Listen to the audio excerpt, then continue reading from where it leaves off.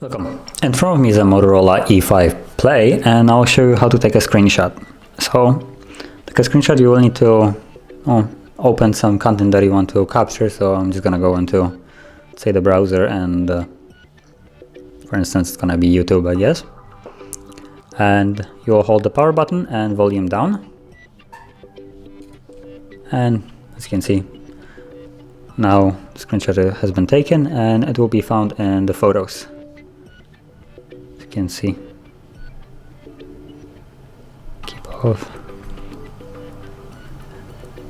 So yeah, that's how you capture a screenshot.